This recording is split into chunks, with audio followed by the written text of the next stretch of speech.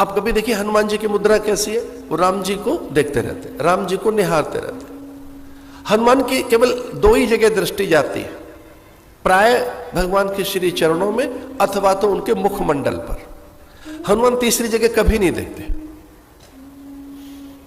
प्राय भगवान के श्री चरणों में हनुमान जी का ध्यान अथवा तो भगवान के मुखमंडल पर। कब वो आज्ञा कर दें, क्या राम द्वारे तुम रखवारे हो तो न आज्ञा बिनु पैसे, राम पता नहीं क्या आज्ञा कर देगा। तो हमेशा राम जी को देखते रहते हैं। आज हनुमान जी थोड़ा विशेष बैठे हैं, ये विचार करके कि राम कभी ऐसा नहीं करते, आज पहली बार ऐसा कर रहे हैं राम कि बार बार सिंहासन से अपनी दृष्टि बदल रहे हैं। अब वक्ता इधर बैठे थे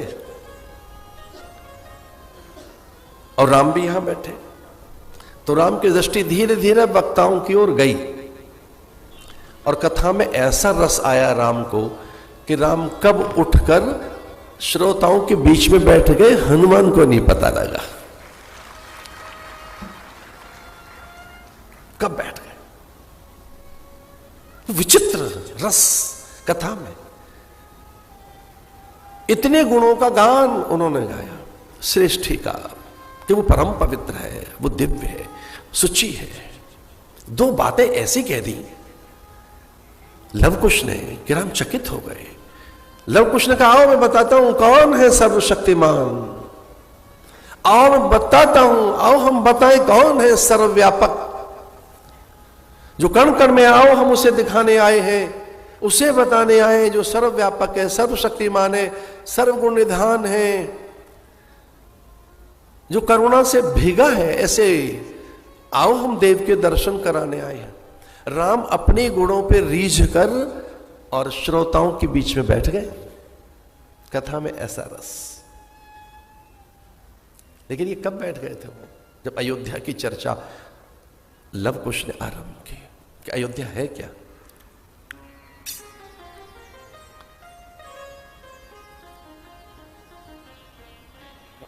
तो गंगा जी तो चरणों से निकली हैं, ब्रह्म कमंडल में उनका वास रहा है, शिव के मस्तक पर बैठी हैं। पहले ये सरयू महारानी कहां से आई है? सरस्वत्या, ये सरसा, सारसिया, ये कुछ और नहीं, ये भगवान के हृदय की आर्द्रता ही है जो ब्रह्मा ने सहेजी, हिमालय में रखी और वहां से सरक कर ये अयोध्या पहुंच गई। वाटर कल्चर करने के बाद उसके जल का पता नहीं लगता वो है क्या।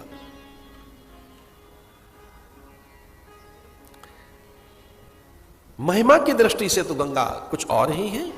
यमुना, सरस्वती, नर्मदा, कावेरी, ताप्ती,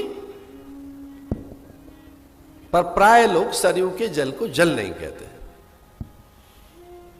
उसमें जो कंटेंट मिलते हैं, जो उसमें घटक मिलते हैं, जो उसमें प्रॉपर्टीज मिलती हैं, वो कुछ गन्ने के रस जैसी मिलती है। जो गंगा जी में पार्टिकल्स मिलते हैं वो कुछ और हैं, यमुना के कुछ और हैं, नर्मदा के कुछ और हैं, पर सरयू के बिल्कुल भिन्न है। गन्ने के रस जैसे, अलग तरीके का एक शुभ रस जैसा, एक अलग तरह की गंध। यमुना के आचमन की बात कही गई है।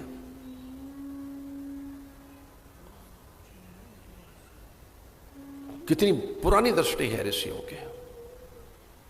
जलपान तो गंगा का बताया, गंगा जल का पान, लेकिन आचमन यमुना जी का, गंगा का स्नान और जलपान। आचमन यमुना जी का, नर्मदा जी का दर्शन। न तो आचमन बताया न स्नान बताया है, दर्शन। ताप्ती का स्मरण। सरयू ब्रह्म रस है, ब्रह्म रस। हमारे सारे सारोकार जल से होते हैं। अरे हमारा तो परमात्मा ही जल से पैदा हुआ है। हमारे तो भगवान का नाम नारायण ही नीर से बना है। नीर से ही तो पैदा हुआ है, पानी से ही तो परमात्मा बना है, पानी में ही तो रहता है। और सच मानिए, हम भी पानी की संतानें हैं, माता पिता के गीलेपन की तो उपज है हम, और है क्या? थोड़े माता पिता का गीलापन। पितरों को भी पानी देना है। हमारे साधुओं के झुंड में सनकादिक हैं, सन्यासियों का बड़ा समुदाय, वहां महादेव पहुंच गए, शिव। चूंकि गुरुदेव को 11वें दिन अभी तक मुख देखा नहीं है राम का, मर्यादा है कोई। प्रसूति का गृह में कैसे जाए पुरुष? अभी राम का मुख देखा कहां है? प्रसूति का गृह में अभी पहुंचे नहीं है। वाल्मीकि रामायण के अनुसार थोड़ा चल रहे हैं, तुलसी बाबा को लाएंगे, क्योंकि बिना तुलसी के उत्सव नहीं होगा। वाल्मीकि रामायण के अनुसार चलें तो 11वें दिन, 10वें दिन में सोवर सिद्धि हो जाती है, 11वें दिन नामकरण। कम से कम इतना समय लगाओ। शुद्धि करेगा कौन? पुरोहित। जीवन में पुरोहित जरूर रखो। ब्राह्मण घर में रहना चाहिए, घर में ब्राह्मण आए, पुरोहित आए, पुरोहिता नहीं आए। भगवान को मना कर दिया पांडवों ने कि जब आप हमारे पास हैं तो क्या पुरोहित की आवश्यकता है? हमारे पास हैं तो सही हमारे गुरु महर्षि वेदव्यास, हमारे पास हैं तो सही पिता में भीष्म, उनसे बड़ा कौन होगा? पिता में भीष्म से बड़ा ज्ञानी वो हमारे पास है। महर्षि वेदव्यास हमारे पास है, हमारे पास आप हैं तो सही। लेकिन भगवान ने कहा कि नहीं, पौरोहित्य कर्म के लिए ब्राह्मण होना चाहिए। कथा, घर में वार्ता, पूजन, कर्मकांड, होम, उत्सव, व्रत बंधन, व्रत की पूर्ति, व्रत संकल्प, व्रत उद्यापन, उत्थापन, पारंपरिक पूजन, नित्य नैमित्तिक कर्म में उस समय का दान। इसे बहुत संकोच के साथ आपसे मैं बात कह रहा था, आज से ही घर में पुरोहित को बुलाओ, पुरोहित को, जो पूर्व से आपका हित करता चला आएगा। धौम्य ऋषि उनके पुरोहित बनाए गए। एक अलग विषय है ये। धौम्य ऋषि के कारण इतनी अनिष्टों की निवृत्ति हुई पांडवों की। एक पुरोहित की तो आंख फूट गई, उसने कहा मेरे यजमान का आप कुछ नहीं लेके जा सकते। शुक्राचार्य ने कहा मैं इनका पुरोहित हूं।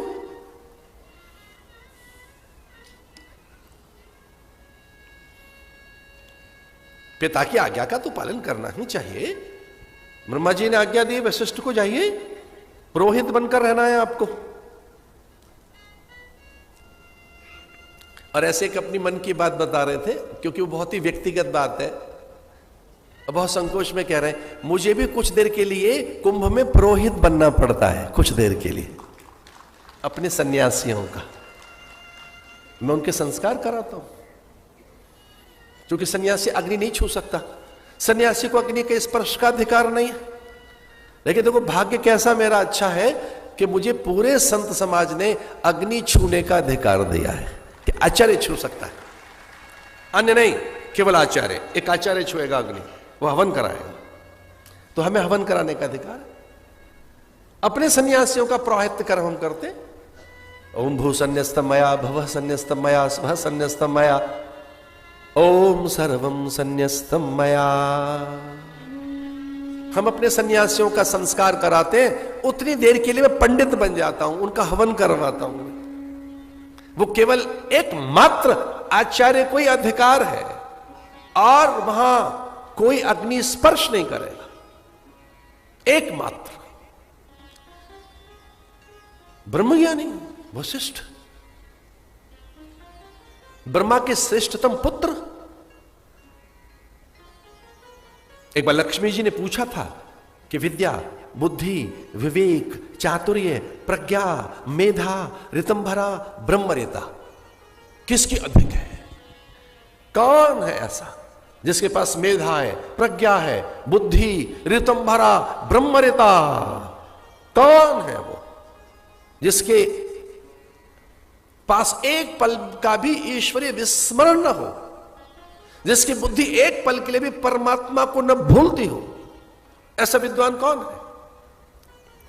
लक्ष्मी जी ने पूछा भगवान से। भगवान से पूछ रहे लक्ष्मी जी, कहे देव कोई एक ऐसा बताओ ना जिसे कभी विस्मृति ना होती हो, वो कौन है? तो भगवान ने धीरे से कहा, वो कोई और नहीं, वशिष्ठ हैं। उनकी मेधा, प्रज्ञा, बुद्धि, ऋतंभरा विलक्षण है। वो ब्रह्मनिष्ठ है, ब्रह्मविद ब्रह्म्याव भवति, वो ब्रह्मज्ञानी है। उनमें ब्रह्म के इतर कुछ और रहता ही नहीं है। ऐसे ब्रह्मज्ञानी को नीचे भेज दिया धरती पर, जाइए पुरोहित बनकर। देखिए, पिता की आज्ञा में अवज्ञा न हो, पिता की आज्ञा तो मान ली, लेकिन पिता ने देखा कि मुखमंडल पर किंचित प्रसन्नता नहीं। आज्ञा का पालन एक बात है, बच्चे आज्ञा का पालन तो करेंगे, पर हैप्पीली कर रहे हैं कि नहीं ये दूसरी बात है। भाई वो बहुत हैप्पीली भी करें, थोड़ा सा प्रसन्नता के साथ भी करें। रहा नहीं गया ब्रह्मा जी से, उन्होंने पूछा, अरे भाई वशिष्ठ क्या हुआ? उन्होंने कहा, गुरुदेव आप मेरे पिता हैं, मैं आपकी आज्ञा का पालन करूंगा, पर प्रसन्नता क्यों नहीं है चेहरे पर? अब बोले, महाराज हमको पुरोहित करना पड़ेगा, पुरोहित्य कर, पंडिताई करनी पड़ेगी हमको, राजाओं की भी। लेकिन ब्रह्मा ने कहा, एक दृश्य देखो। तो उन्होंने अपनी मेधा से, वो त्रिकालदर्शी थे, एक उन्होंने दृश्य देखा तो रोमांचित हो गए उस दृश्य को देखकर। उन्होंने कहा, जिस ब्रह्म का नित्य विहार करते हो उस ब्रह्म का नामकरण करने का अवसर मिलेगा। आप कहेंगे राम, यज्ञोपवीत, जात कर्म, चूड़ा कर्म, उपनयन, विवाह में आशीष, और अंत में राज्य अभिषेक के समय भी आप ही पहले तिलक करेंगे। प्रथम तिलक वशिष्ठ मुनि कीना। ये वाल्मीकि रामायण के अनुसार हम चल रहे हैं। अत्यंत प्रसन्न है वशिष्ठ, पर उनसे अधिक प्रसन्न उनकी पत्नी है। बार बार समाचार पूछते अपनी पत्नी से, क्या चल रहा है? क्योंकि महल में तो जा नहीं सकते, महल में तो अरुंधति जाएंगी। अरुंधति गई और एक नया समाचार लेकर आ गई। रस से भीग गए वशिष्ठ सुनकर समाचार। तीनों रानियां आचरण संपन्नाएं, सुविलक्षणाएं, कांताएं, सुभगाएं, सुप्रियाएं, सुचरिताएं, दिव्या हैं, पूर्णाएं। गर्भवती स्त्री के ऐसे ये 92 नाम बताए, 92। पहले दिन से लेकर जब तक वो बालक को जन्म नहीं दे देती और जब तक उसके बालक का नामकरण ना हो जाए, ऐसे उसकी 92 स्टेजेस होती हैं। इतनी सपना सुना रही है।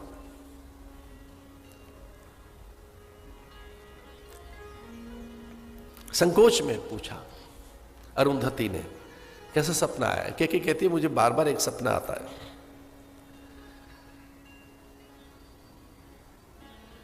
अरुंधति ने, कौन सा सपना आता है? बोले, क्या मैं सन्यासी को पैदा कर रही हूं? क्या मेरे गर्भ में साधु है कोई, यति, योगी, तपस्वी? क्या मैं उसको पैदा कर रही हूं जो चिता भस्म लगाकर, धोनी रमाकर, हिमकंदराओं में, हिमालय में तप करेगा? क्योंकि मेरे भीतर कोई एक योगी है जिसमें संसार कहीं नहीं है। एक निष्काम, अकाम, पूर्ण काम, आप्तकाम पुरुष। भरत की मां ऐसा कह रही है कि ऐसा कहकर वो गुरु पत्नी के बार बार चरण छूती हैं। कहती है, मैं कितनी धन्य हूं। जब मैं आंख बंद करती हूं तो मुझे लगता है कि मुझ में जो रम रहा है, मैं जिसकी मां बनने वाली हूं, वो ब्रह्मज्ञानी है। चूंकि मुझमें जगत खो गया है। अब कोई रस, रूप, परिधान, आभूषण, सम्मान, जय जयकार, ये तो मुझे कभी चाहिए ही नहीं था। लेकिन मैं हर पल समाधि में रहना चाहती हूं। तो मेरी आंख खुली है तो समाधि है, मैं आंख बंद करूं तो समाधि है। मुझ में न कोई राग है, न द्वेष है, न ईर्षा है, न मत्सर है, न मुझ में जागते कोई कामना है, न कोई वासना है। मैं एकदम परमानंद में हूं। तो क्या मैं ब्रह्मज्ञानी की मां बन रही हूं? क्या मुझसे जो जन्म लेगा बालक वो साधु होगा, महात्मा होगा? अरुंधति ने देखो उनका साहस, गुरु पत्नी का मस्तक पर हाथ रख रही हैं, वो आशीष दे रही हैं, साधु साधु। यद्यपि अरुंधति तो त्रिकाल दर्शनी है, अरुंधति सब कालों को देख सकती है, लेकिन साधु संत महात्मा गुरु सिद्ध और महापुरुषों को यह अधिकार नहीं कि प्रकृति को टटोल के बता दें। भविष्य बताने वाले वक्ता भी बहुत होंगे, उनको अधिकार होगा, आचार्यों को यह अधिकार नहीं है। हमारी कुछ मर्यादाएं हैं, हम प्रकृति को नहीं पढ़ेंगे। चादिन ते प्रभु। और अरुंधति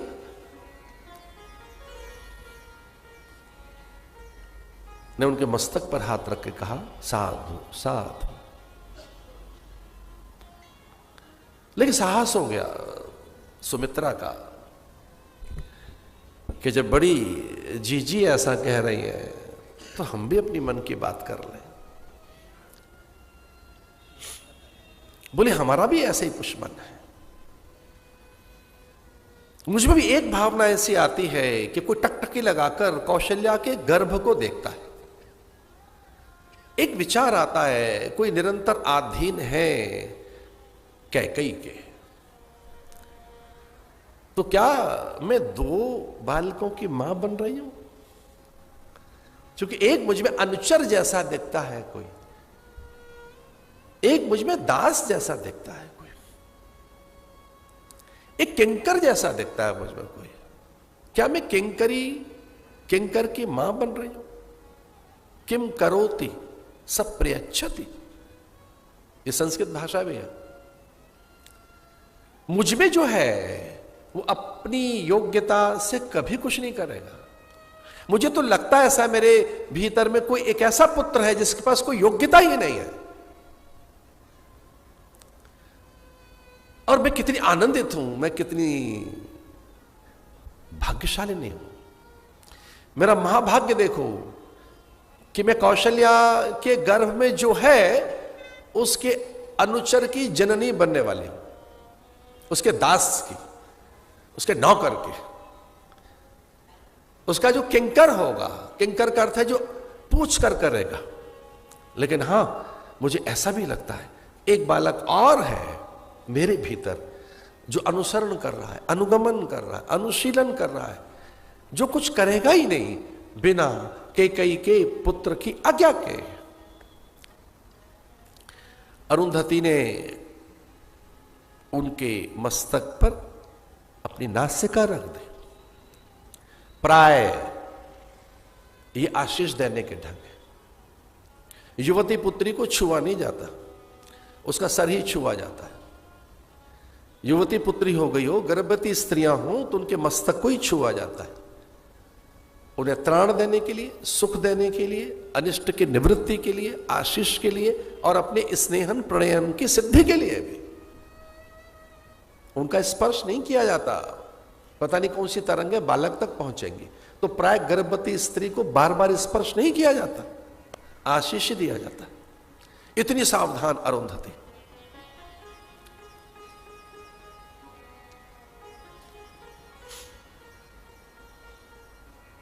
बहुत संकोच में कौशल्या, कैकेयी ने और सुमित्रा ने घेर लिया कौशल्या को। मौना धीरा गंभीरा क्षम्या, जिनसे कभी किसी ने क्षमा मांगी ही नहीं वो पहले क्षमा कर देती है। जो कभी बोलती नहीं है उन्हें बुलवाना पड़ता है, मौन में रहती है। उनका नाम क्या है? कौशल्या। वो संकेत में बात करती है। वो तो कौशल्या तो संकेत में बोलती है। गुरोस्तु मौनम व्याख्यानम शिष्यास्तु छिन्न संशया। एक भीतर की बात बता रहे थे, गुरु अपने अंतरंग शिष्य से कम बातें करता है, संकेत से बात करता है। और विश्वास कीजिए, मेरे और मेरे गुरु के ज्यादा संवाद नहीं हुए, बहुत थोड़ी बातें हुई हैं। उन पर ही मैं चल पड़ूं तो बहुत है, थोड़ी सी। गुरोस्तु मौनम व्याख्यानम, मौन है कौशल्या।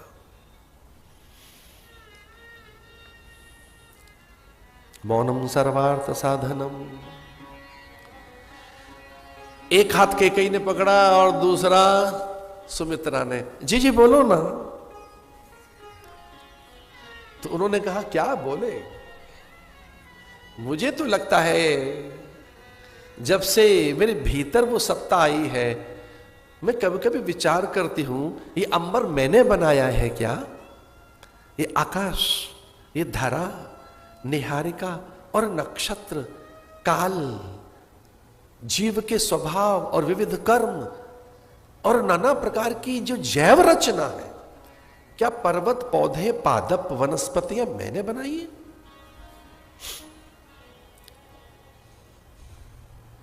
क्या ये जो चंद्र तारिकाएं हैं, निहारिकाएं हैं, ये मैंने बनाई है क्या?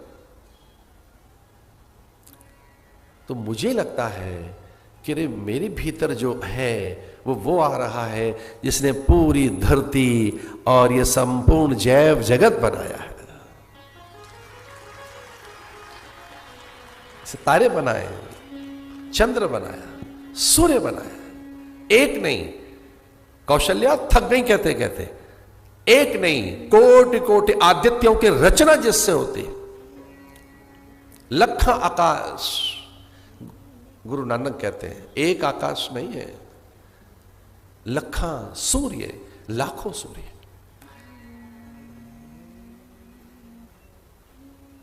जा दिन ते हरि गर्भ ही आए,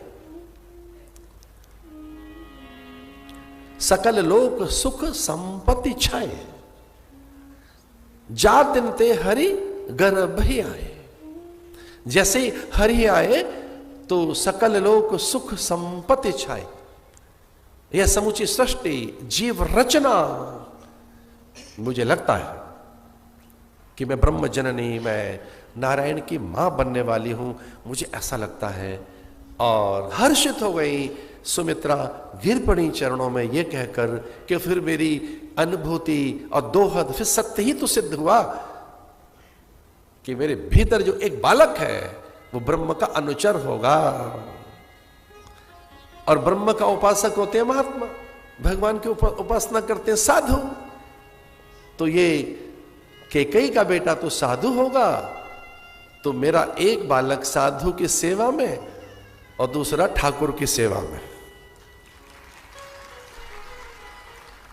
एक बालक ठाकुर सेवा, एक साधु सेवा।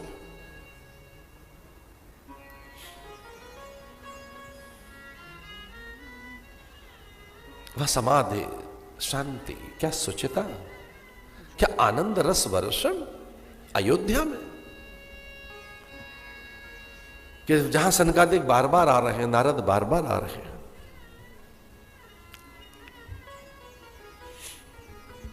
नौमी तिथि मधुमास पुनीता, शुक्ल पक्ष अभिजित हरि प्रीता। मैं वाल्मीकि रामायण में से कोई बात सुनाऊंगा जो बहुत ही अद्भुत है। ततो यज्ञ समाप्ते तो ऋतुनाम षट समत्युः, ततश्च द्वादशे मासे चैत्रे नवमके तिथौ। अद्भुत बात, क्या बात है। ग्रहेषु कर्कटे लग्ने, ये बता रहे हैं कि क्या लग्न है। प्रोद्यमाने जगन्नाथम सर्वलोक नमस्कृतम, कौशल्या सुशुभे तेन पुत्रेणामित तेजसा, भरतो नाम कैकेय्याम यज्ञ सत्य पराक्रम। अद्भुत बात। तो पुनर्वसु नक्षत्र में कौन? पुष्य नक्षत्र में कौन? पुष्य जातस्तु भरतो मीन लग्ने प्रसन्न थे जगु कालम च गंधर्वा। ये ऐसे उनके बात हैं। ज्येष्ठम रामम महात्मान भरतम के कई सुतम। ये वाल्मीकि रामायण के अनुसार प्रसंग है, तो हमें लगा कि वाल्मीकि रामायण का आदर करें। तुलसी बाबा क्या कहते हैं? नौमी तिथि मधुमास पुनीता। नौमी तिथि मधुमास पुनीता। नौमी तिथि मधुमास पुनीता। शुक्ल पक्ष अवजित हरि प्रीता। शुक्ल पक्ष अभिजित हरि प्रीता।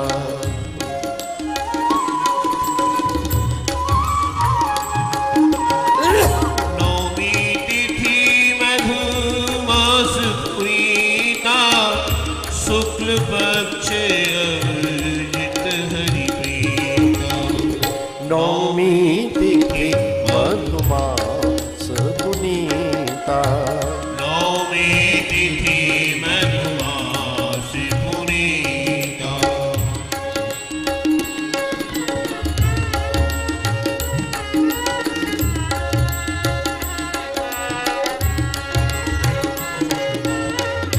मध्य दिवस अति शीतल घाम। पावन काल लोक विश्राम। शीतल घाम। पावन काल लोक विश्राम। नौमी तिथि मधुमास पुनीता। नौमी तिथि मधुमास पुनीता। योग लगन गृह वर तिथि। सकल भय को। चरियर अचर हर्ष युत। राम जन्म सुख मूल।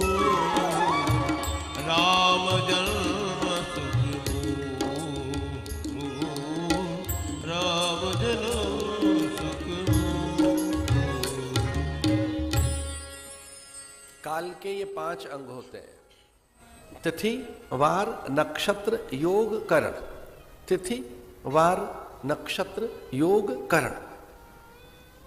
काल पंचांग कहते पंचांग। पंचांग माने 5 अंग।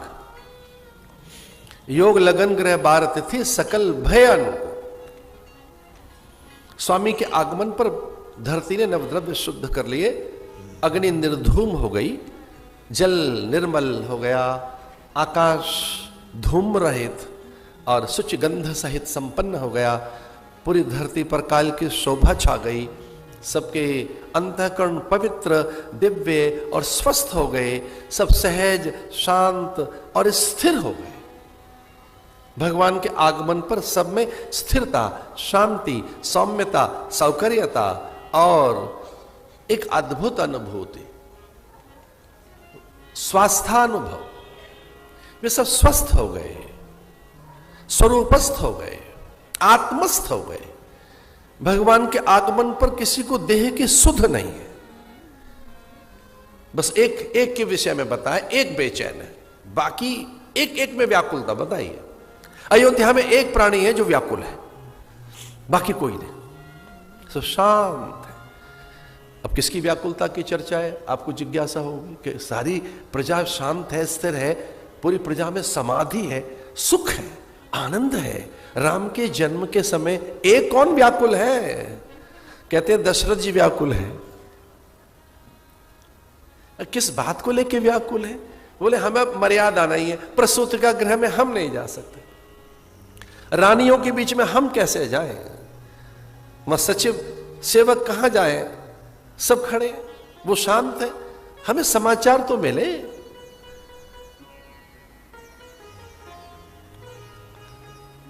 वो व्याकुल है, तो सौद पर चल रहे हैं।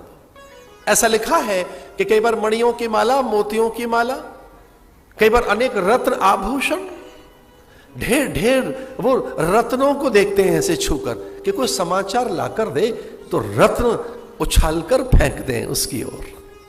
ये मोतियों की माला उसे पहनाते हैं, ये अनेक आभूषण उसे न्यौछावर कर दे।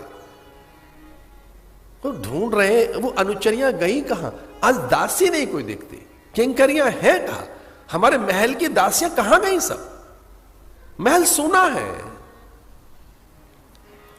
व्याकुल है दशरथ। और लीजिए समाचार आ गया, दशरथ पुत्र जन्म सुनि काना, मानहु ब्रह्मा नंद समान।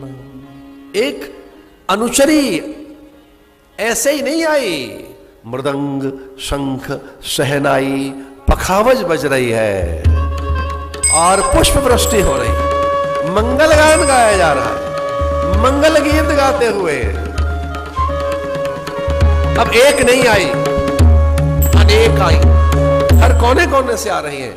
किसी के पास पखावज है, कोई मृदंग है, कोई घंट, कोई मंजीर और कोई शहनाई बजा रही है, कोई नाना प्रकार के वाद्य यंत्र और कोई दीप लिए ऐसे आमोद प्रमोद में और नृत्य करते हुए।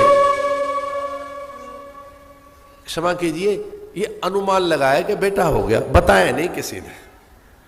मंगल गीत गा रही है वो तो बता रही है कि अयोध्या में राजा आ गए, भगवान आ गए, उत्तराधिकारी आ गया, धर्म आ गया, आनंद आ गया। अवध में आनंद भय, अवध में आनंद हो गया है। ये ऐसा उत्साह उल्लास सुनकर, ये सुनकर दशरथ को तो कैसी अनुभूति हुई? ध्यान से सुनो। दशरथ पुत्र जन्म सुन काना, मानहु ब्रह्मा नंद समाना। और पहली अनुभूति क्या हुई? जाकर नाम सुनत शुभ होई, मोरे गृह आवा प्रभु सोई। इधर आओ, इधर आओ। उन सारी अनुचरियों को बुलाया, झुंड को। हुआ क्या? अरे महाराज बेटा हो गया है, लाला हो गया है। दशरथ पुत्र जन्म सुन काना।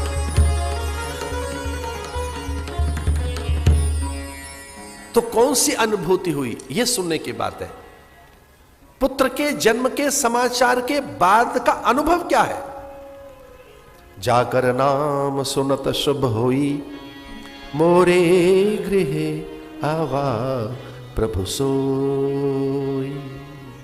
कहीं भगवान आ गए क्या? अपने यहां भगवान का आगमन हो गया, प्रभु का आगमन। कुछ पल के लिए समाधि में पूर्व काल की स्मृति लौटाई कि हमने वही यही तो मांगा था नारायण से, नारायण से नारायण को ही मांगा था। कभी देव प्रसन्न हो तो उनसे उनकी प्रीति मांगो। माता पिता बहुत रीझ जाए आपसे, कुछ देने के लिए तैयार हो, तो उनसे कहना कि पदार्थ मत दो, अपनी प्रसन्नता दो, हमसे प्रसन्न रहो बस। प्रीति मांगे। जाकर नाम सुनत शुभ होई, मोरे गृह आवा प्रभु सोई। दशरथ पुत्र जन्म सुन काना। अब तो बधाइयां बज रही हैं और पूरी अयोध्या में आनंद है। लेकिन अगर ये पंक्ति हम ऐसे सांकेतिक में गुनगुनाए, भय प्रकट कृपाला दीन दयाला कौशल्या हितकारी, तो भगवान जन्मे नहीं है, प्रकट हुए। भय प्रकट कृपाला दीन दयाला कौशल्या हितकारी हर्षित महतारी।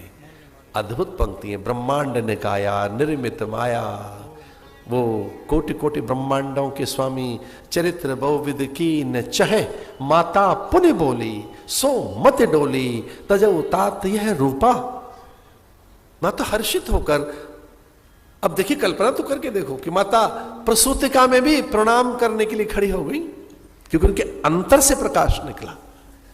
अयोनिज है भगवान, रोम रोम में से, कौशल्या के रोम रोम में से, नख से, त्वचा से, उनके रोम छिद्रों से, नेत्रों से, भाल कपाल से, संपूर्ण अंगों की कांति से राम बाहर आए।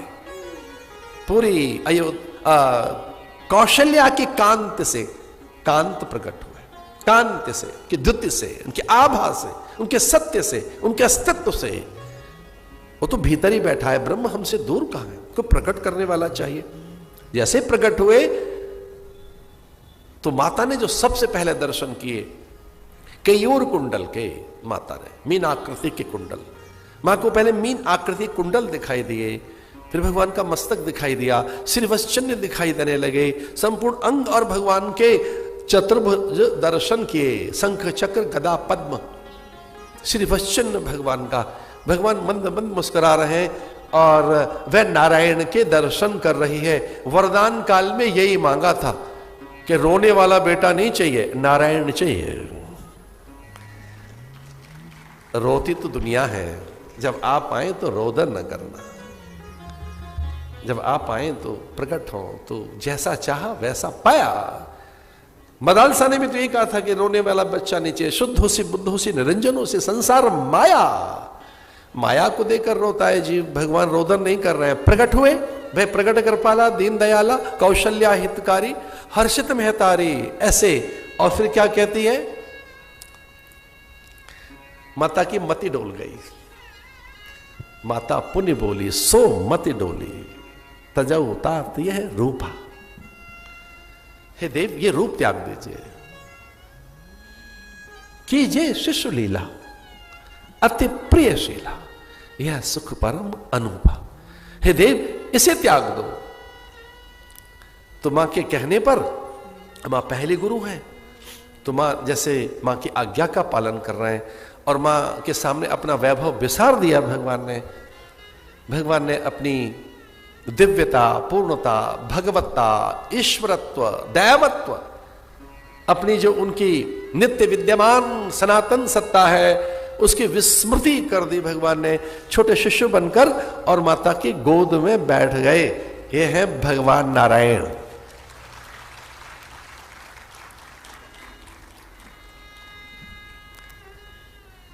उन्हीं के अंश से भरत और आनंद है। पूरी अयोध्या में 4 कुंवर प्रकट हुए हैं। कैसे हैं राम? पूछ रहे हैं, राम हैं कैसे? एक अनुचरी को बुलाकर पूछा दशरथ ने, देखने में कैसे लगते हैं? बिना गुरु के हम देखें कैसे? अब तो कई लोग तो ऐसे सीधे पहुंच जाएंगे नर्सिंग होम में। बालक बाद में पैदा होगा, फेसबुक पे पहले आ जाएगा, वो तैयार बैठे पोस्ट करने के लिए। दुख तो इस बात का है कि लाइक्स ज्यादा नहीं आई हैं। देखो कमाल है सर। दशरथ कहां गए दर्शन करने? एक अनुचरी को बुलाए धरा, कैसे हैं? वो जानती है कि राम के बारे में पूछ रहे। वो ये भी कह सकती थी भरत के बारे में बताऊं क्या, लखन के बारे में, रिपुदमन के बारे में। एक विश्वस्त अनुचरी को बुलाया, कैसे हैं? तो बता रही है वो कैसे हैं। वरदंत की पंगत कुंद कली अधराधर पल्लव खोलन की चपला चमके घन बीच जगे छवि मोती न माल अमोलन की। वरदंत की पंगत कुंद कली अधराधर पल्लव खोलन की चपला चमके घन बीच जगे छवि मोती न माल अमोलन की। वरदंत की पंगत कुंद कली अधराधर पल्लव खोलन की चपला चमके घन बीच जगे छवि मोती न माल अमोलन की। वरदंत की पंगत कुंद कली अधराधर पल्लव खोलन की चपला चमके घन बीच जगह छवि मोती न माल अमोलन की। घुंघरारी लटा लटके मुख ऊपर कुंडल लोल कपोलन की। घुंघरारी लटा लटके मुख ऊपर कुंडल लोल कपोलन की। न्योछावर प्राण करें तुलसी बल जाऊं लला इन बोलन की। न्योछावर प्राण करे तुलसी बल जाऊं लला इन बोलन की। वरदंत की पंगत कुंद कली अधराधर पल्लव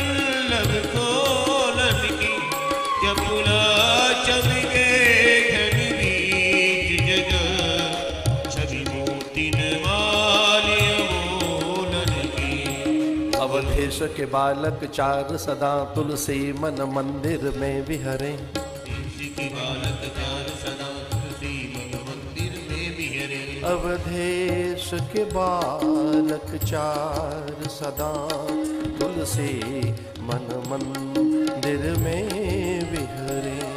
अवधेश के बालक चार सदा तुलसी मन मंदिर में। तन की दुति श्याम सरोहर लोचन कंज की मलजल ताहि हरे। अति सोविते अंग की धूरि भरे। अति भूरि अनंग की धूरि भरे। चमके दतिया दुति दामिनी जो इनके कलिवाल विनोद करे। अवधेश के बालक चार सदा तुलसी मन मंदिर में विहरे।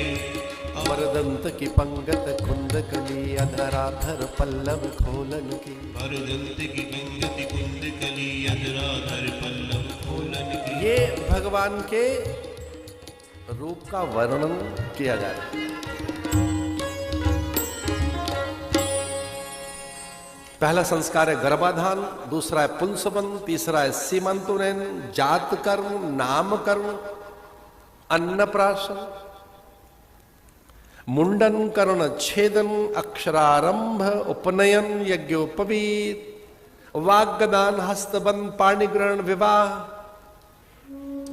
उससे पूर्व में समावर्तन और थक गए हो तो वानप्रस्थ। उसके बाद क्या है? वानप्रस्थ। आनंद में आना हो तो सन्यास। ये 16 संस्कार है, लेकिन ये 16वां नहीं है सन्यास ना, अंत्येष्टि। 16वां अंत्येष्टि संस्कार है, अंतिम संस्कार। अंत्येष्टि, इष्टि माने यज्ञ, अंतिम यज्ञ, वो 16वां संस्कार है, अंत्येष्टि। लेकिन 15वां कौन सा है? सन्यास। 14वां कौन सा है? वानप्रस्थ। लेकिन इन सब में सबसे बड़ा संस्कार कौन सा है? धन्यो गृहस्थ आश्रम। ऐसा कहते हैं विवाह संस्कार बहुत बड़ा संस्कार है, बड़ा संस्कार है विवाह संस्कार। उसको मूल बताया गया सभी संस्कारों का। धन्यो गृहस्थ आश्रम, उसी से सब आश्रम पोषित होते हैं। उस गृहस्थ आश्रम में क्या धर्म की मर्यादा का पालन करते हैं? दशरथ पुत्र को देखा नहीं, 10 दिन तक नहीं देखा राम को, प्रतीक्षा करते रहे। 11वें दिन गुरु के पास पहुंचे, खुद हाथ में थाल, वस्त्र, परिधान, पान, फूल, सुपारी, लवंग, इलायची, ऋतुफल, मधुर मिष्ठान, किंचित द्रव्य, सम्मान के लिए मधुपर्क। चरणों में थाल रखकर, शीश झुकाकर, वशिष्ठ की प्रदक्षिणा करके साष्टांग प्रणाम किया। साष्टांग प्रणाम करते 6 के 6 अंग आपके एक साथ प्रणाम करें। करसा, वचसा, उरसा, मनसा। एक तो होता है प्रणाम कर से, हाथ से, इसे कहेंगे करसा। एक है वचसा, वचसा माने नमस्कार जी, ये वचसा हो गया। एक है करसा माने हाथ से, एक है सिरसा माने सिर झुका दिया, एक है मनसा माने मन से, एक है उर्सा, उर्सा माने हृदय से, एक है आत्म प्रणाम, तन मन न्यौछावर हो जाए, प्रणय पर आप पूरे समर्पित हो जाए। एक छोटी सी बात कहनी थी, जब शीशी झुकाना है तो पूरे झुको ना, अधूरा प्रणाम क्या करना है। प्रणाम बड़ी विद्या है। समुची वसुधा के वैभव का एकमात्र भोक्ता इंद्र जिसको शीश झुकाता हो, यम वरुण कुबेर जिसकी वंदना करते हो, जिसके द्वार पर बृहस्पति, सनकादिक, नारद और ब्रह्मा नित्य आगमन करते हो, जिसके द्वार पर सन्यासियों के झुंड में महादेव आ जाता हो, ऐसे दशरथ अपने गुरु को साष्टांग प्रणाम कर रहे, कृतज्ञता है उसमें, थैंक्स गिविंग। आपने यज्ञ कराया था, फल मिल गया, यज्ञ फल, चलो भगवान नामकरण करने के लिए चलिए। ये अधिकार गुरुजनों का है, माता पिता का, आचार्यों का है। आप नामकरण न करें, अन्नप्राशन आप न करें, मुंडन कर्ण छेदन का अधिकार जिनको उन्हें दें, अन्नप्राशन का भी अधिकार आपका नहीं है, वो पुरोहित का है। नामकरण का भी आपका अधिकार नहीं है, पुरोहित का। कर्ण छेदन मुंडन का भी आपका अधिकार नहीं है, वो ज्येष्ठाओं का है, मान्याओं का है, कुल पूज्याओं का है, जो ज्येष्ठाएं हैं कुल की, उनका। आपके और बाद में अधिकार बहुत है। धन्य है ऐसा कहकर आज भुजपाश में बांध लिया गुरु ने। और ये पहली बार ऐसा हुआ, गुरु अपने को रोक नहीं पाए, दशरथ को भुजपाश में बाहु में बांध लिया आपने। हर्षित हो गए। कौन नहीं है जो नामकरण की लीला देखने के लिए व्याकुल न हो। देवगण ब्राह्मणों के झुंड में वेश बदलकर बैठ गए। ब्रह्मा से रहा नहीं गया कि हम देखेंगे कि गुरुदेव क्या नाम रखेंगे। महादेव ने कहा कि हम तो सत्संग में वैसे ही वेश बदल कर जाते हैं, तो चलो चलते हैं, साधुओं के झुंड में बैठने में जाता क्या है।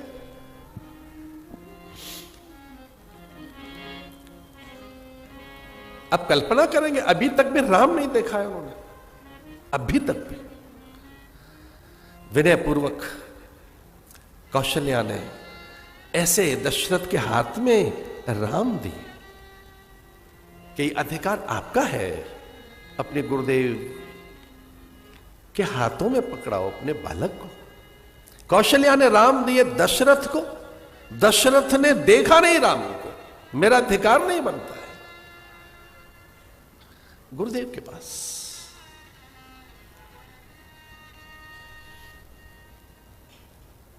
बहुनि सन्ति नामा, बहुनि सन्ति नामानि रूपाणि च सुतश्यते गुणकर्माणि रूपाणि नान्यं वेद नो जनः। असमर्थता, अशक्यता, विवशता गुरु की प्रकट हो गई।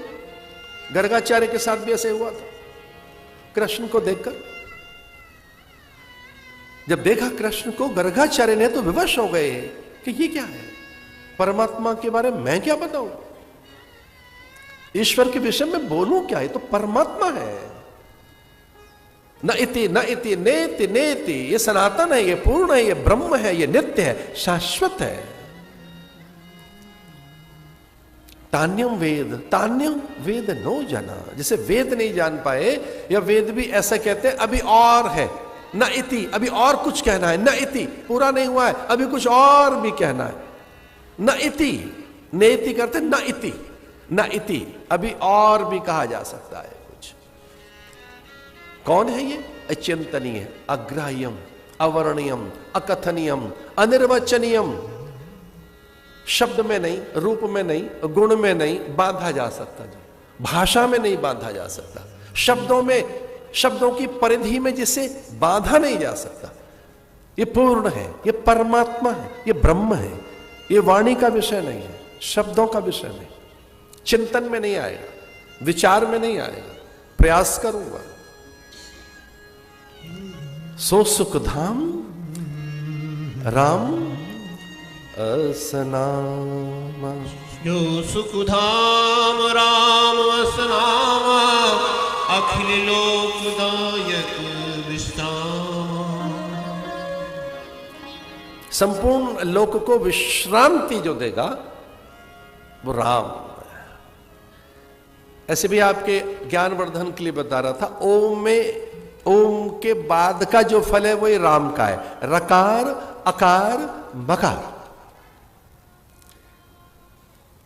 राम कहते ही आपका मुंह खुलेगा, रा कहते ही, मां कहते ही मुंह बंद हो जाएगा। बोलिए राम। आपने राम कहा तो मुंह खुल गया रा कहते ही, और मां कहते ही मुंह बंद हो गया। बोलो राम। जैसे आप ओम बोलेंगे तो ओम में ऊ कहते हैं मुंह खुलेगा, मां कहते हैं मुंह बंद हो जाएगा। बोलिए ओम। रकार अकार मकार। राम वही है, ओम ही है, वाचक ही है, ये प्रणव, ये स्वयं प्रणव है। अखिल लोकदायक विश्राम, ये ईश्वर है जो सनातन है। राम का अर्थ सुनना हो तो हम बताएं। जो नित्य विद्यमान सत्ता है उसका नाम है राम। और जो नित्य विद्यमान है वो है एग्जिस्टेंस, उसे कहते हैं अस्तित्व। तो पूरे जीव का, जगत का जो अस्तित्व है, जो एग्जिस्टेंस है, उसका नाम क्या है? राम। तो राम अस्तित्व है, प्राण का, जीवन का, प्रकृति का, कर्म का, स्वभाव का, जिससे गति है।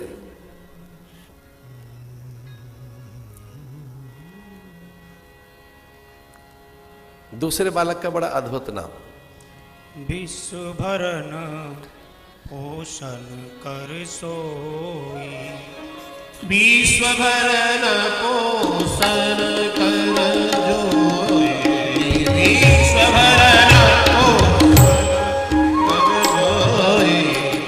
ताकर नाम भरत यश होई। ताकर नाम भरत यश होई।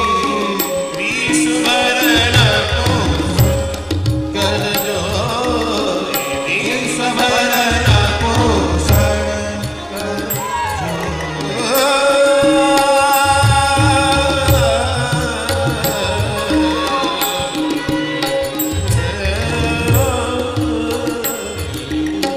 विश्व भरन पोषण कर जोई।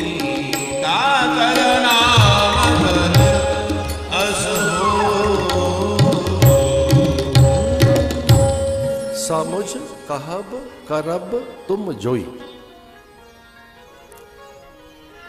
धर्म सार जग होई सोई। जो धर्म का सार है वो भरत है। प्रणवं प्रथम भरत के चरण। जासु नियम व्रत जाए न वरना। व्याख्या करते हुए गुरुदेव ने कहा कि ये राम है, ब्रह्म है, पर मैं इसे प्रणाम नहीं करूंगा पहले। ये परमात्मा है, ये ईश्वर है, ये परमात्मा है, ये सबसे बड़ा है। पर अगर बड़े में मुझसे पूछो बड़ा कौन है, तो ये दूसरे वाला बड़ा है। तो प्रणाम के क्रम में मेरे प्रणाम राम को पहले नहीं होंगे। प्रणवं प्रथम भरत के चरण। ये गुरुदेव कह रहे हैं, ये गुरुदेव का कहना है कि अगर मुझे पहले प्रणाम करना हुआ, प्रणवों का अर्थ है प्रणाम भी है और पूजन भी है। ये पग पखारना भी है, पाद्य पूजन भी है। कि अगर मुझे प्रणाम करने का अवसर मिले, पूजन करने का, मुझे भगवत अर्चा, भगवत चर्या, सेवा, चपरिया, सपरिया का अवसर मिले, तो मैं पहले पूजन करूंगा भरत का। प्रणवं भरत, प्रणवं प्रथम भरत के चरण। भाई क्यों ऐसा क्यों करेंगे? बोले इसकी तीन चीजें ऐसी हैं, उन्हें चुनौती नहीं दी जा सकती और मुझे चुनौती दी जा सकती है।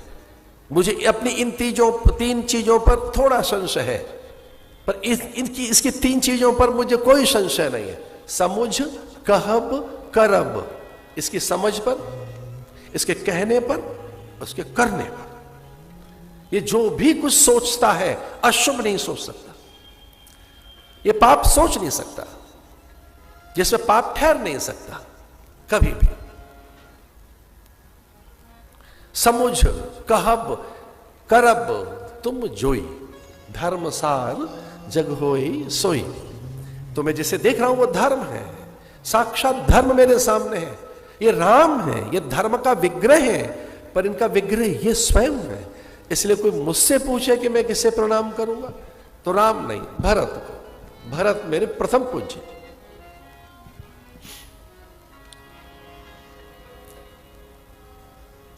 और ये तीसरे, चौथे जो वेद रक्षक है, विद्या के रक्षक, परंपरा के रक्षक, मूल्यों के रक्षक, विधि की रक्षा जिससे होगी, व्यवस्था की रक्षा जिससे होगी। मैं ऐसे आदर की दृष्टि से कह रहा हूं, इसमें मेरी अतिशयोक्ति नहीं है। सामान्य सिपाही की सीटी का जो स्वर है वो संविधान का स्वर है, उसका आदर करना सीखिए। तो चौराहे का जो सिपाही है, आप कह रहे हैं मैं तो आईजी साहब को जानता हूं, अच्छी बात है। आईजी और वो सिपाही एक व्यवस्था का नाम है, उसका अवज्ञा मत कीजिए, उपेक्षा मत कीजिए उस विधि की, उस व्यवस्था की। जो सामान्य सिपाही, ये कौन है? वेद रक्षक, रिपुदमन। और रिपु कौन है? हमारा शत्रु कौन है? भाई इस पे तो एक दिन विचार होना चाहिए, और आप कर नहीं पाएंगे तो विद्वानों को बुलाओ, गुरुजनों को बुलाओ, भाई एक दिन बैठ जाओ, ये तो तय हो कि हमारे शत्रु हैं कौन। और इस पे वेद को ढूंढिए, शास्त्र से पूछिए, महापुरुषों से पूछो। एक दिन गुरु से पूछ लो, महाराज कोई शत्रु है क्या मेरा, और है तो बताओ कौन सा है। तो शास्त्र कहते हैं हमारा एक ही शत्रु है, और उसका नाम है हमारा अज्ञान, वही हमारा शत्रु है। Ignorance is the root cause of pain. That is the cause of trouble. That is the only cause of pain. क्या नाम है इसका? अज्ञान। ये तीसरा जो शत्रुघ्न है, ये अज्ञान नाश के लिए पैदा हुआ, वेदों की रक्षा करने के लिए, ज्ञान की रक्षा के लिए। ऐसे गुरुजी कुछ अब भूल तो नहीं कर सकते थे, अब यहां हो तो गई, अब क्या करें, अब गुरुजी से एक भूल तो हो ही गई। गुरुजी ने चौथे का नाम पहले रख दिया, और जो बेचारा तीसरा था उसे भूल रहे हैं क्या?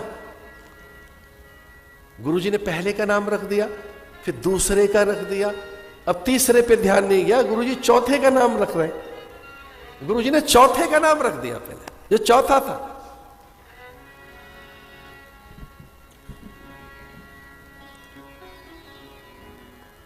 जाके सिमरन ते रिपुनाशा, नाम शत्रुघ्न वेद प्रकाशा। गुरुजी ने नाम रखा, जाके सिमरन ते रिपुनाशा। शत्रुघ्न का स्मरण करने से रिपु दमन है, वो आपके शत्रुओं का नाश करेगा। शत्रु माने वो आपका नेबर नहीं, आपके भीतर वाला, आपका ज्ञान, आपकी जड़ता, प्रमाद, आपकी आसक्ति, अहमता, ममता, आपकी क्षुद्र आकांक्षाएं, संकीर्णताएं। जाके सिमरनते रिपुनाशा। कितनी सुंदर सी चौपाई है। इतनी सी चौपाई में ही, एक चौपाई में दो अर्धाली हैं। इन दो सामान्य अर्धाली में रिपुदमन का नाम रख दिया गुरुदेव ने, यह कहकर जाके सिमरनते रिपुनाशा, नाम शत्रुघ्न वेद प्रकाशा। ये वेद को संभाल के रखेंगे, विद्या को, ज्ञान को, विचार को, तत्व को। भैया दिया संभाल के रखना है कि बाती? तो कुछ कहेंगे हम दिया संभाल के रखेंगे, कोई कहेगा हम बाती, और कोई कहेगा तेल। लेकिन अगर चिंगारी ना हो, स्पार्क ना हो, तो दीप कैसे जलेगा? केवल दिया संभाल के रखोगे और बाती या तेल। लेकिन ये सब चीजों को जो संभाल के रखेगा, दिया, बाती, तेल एंड स्पार्क, चिंगारी, विधि और व्यवस्था, नियंता और नियति, प्रकृति और उसकी सकल व्यवस्थाएं जिसके द्वारा अभिरक्षित होंगी, संरक्षित होंगी, मर्यादित होंगी, संतुलित होंगी, संवर्धित होंगी, उसका नाम है रिपुदमन, शत्रुघ्न। और ऐसे लोग पर्दे के पीछे रहते हैं, डायरेक्टर आगे नहीं आते, कम बोलते हैं वो लोग, पीछे रहते हैं। ऐसे लोग प्लानर जो होते हैं, डायरेक्टर्स होते हैं, जिनको स्क्रिप्ट लिख के दी जाती है, वो पर्दे पे होते हैं। ये कौन है? रिपुदमन। अच्छा, गुरुजी कुछ गलत तो कर नहीं सकते, लेकिन मन में तो बात आई गई सुमित्रा के कि ये क्या हुआ, ये जो तीसरा है ये एकदम पिछड़ गया। लेकिन गुरुदेव कुछ ऐसा नहीं कर सकते। सबके नाम तो गुरुजी ने चौपाई में रखे हैं, और लक्ष्मण का नाम उन्होंने दोहे में रखा है। दोहे बहुत कम लिखे हैं उन्होंने, बड़ी बात वो दोहे में लिखते हैं। कोई विशेष बात जब कहनी हो तुलसीदास जी को तो दोहे का प्रयोग करते हैं, अति विशेष कहना हो तो सोरठे का, और तत्व का प्रकाशन करना हो तो छंद का, सवैये का, महती सत्ता का अनावरण करना हो तो श्लोक का। लक्षण धाम राम प्रिय सकल जगति आधार, गुरु वशिष्ठ तेहि राखा लक्ष्मण नाम उदार। पहली अर्धाली में दो बड़ी बातें हैं, लक्षण धाम, इसके साथ है राम प्रिय। एक हल्का सा विभाजन कर दिया उसी समय गुरुदेव ने, राम प्रिय। पहले कह रहे लक्षण धाम, जितने शुभ लक्षण हैं, और सबसे बड़ा लक्षण है वैराग्य। वैराग्य से बड़ा कोई लक्षण नहीं है। कल्याणकारी लक्षण वैराग्य है। इससे धर्म की सिद्धि होती है, इसी से परमात्मा की प्राप्ति होती है, इसी से जीवन में सुख आता है। तो जिसके पास वैराग्य है, लक्षण धाम राम प्रिय। तीसरी बात और बता दी, सकल जगत आधार। सारी धरती जिसके माथे पे टिकी हुई है, जिसके फणों पर धरा धरी हुई है। कौन है जो हजार हजार फणों के ऊपर धरती को लिए बैठा है? केवल धरती को, ये केवल धरती को के भार कोई उठाता है लक्ष्मण, या कुछ और भी करता है? अरे धरती तो बहुत छोटी चीज है, ये तो ब्रह्म के भार को ढोता है। इसी पे तो परमात्मा सोता है। शेषशाही भगवान नारायण सोते कहां हैं? सर्पसैया पर। ये धरती का भार उठाता है। धरती तो बहुत छोटी, धरती का भार उठाने वाले भगवान है तो सही, भवो भारावताराय। भगवान किस लिए आते हैं धरती पर? भार उतारने। भवो भारावताराय, धरती के भार को उतारने के लिए भगवान आते हैं। तो धरा का भार किसके मस्तक पर है? लक्ष्मण के मस्तक पर केवल धरती का ही भार नहीं है, ब्रह्म का भार भी। परमात्मा भी वहीं विश्राम करता है, और अकेला नहीं, लक्ष्मी जी वहीं बैठे हुए हैं। तो तभी से है जब से नारायण है, इतना प्राचीन है ये। तब भरत का कोई अता पता भी नहीं था, तब रिपुदमन का तो पता भी नहीं था। ये तो पहले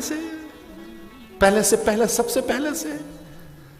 लक्षण धाम राम प्रिय, सकल जगत आधार, गुरु वशिष्ठ तेहि राखा लक्ष्मण नाम उदार।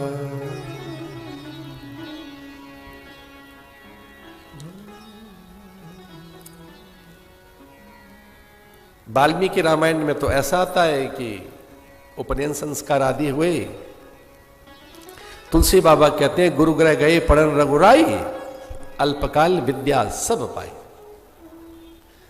गुरु गृह गए पढ़न रघुराई। चारों कुमार गुरुकुल में चले गए, गुरु के आश्रम में चले गए। और जो आश्रमीय मर्यादाएं, जो आश्रमीय व्यवहार, आश्रमीय चर्याएं, वो बड़ी विचित्र होती है। वो देखने में घर जैसा लगता है, ईंट गारा चूना वहां भी होता है, चूल्हा वहां भी जल रहा होता है, व्यंजन पकवान मिष्ठान वहां भी बन रहे होते हैं। नहीं, कुछ और भी होता है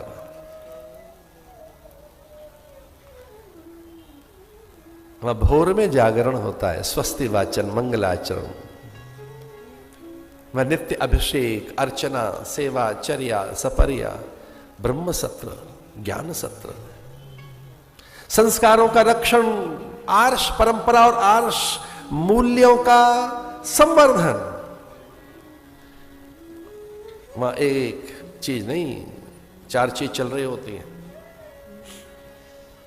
वहां पहली एक चीज होती है विद्या, और उसके साथ चार चीजें चल रही होती हैं, अध्ययन, अध्यापन अभ्यास, व्यवहार।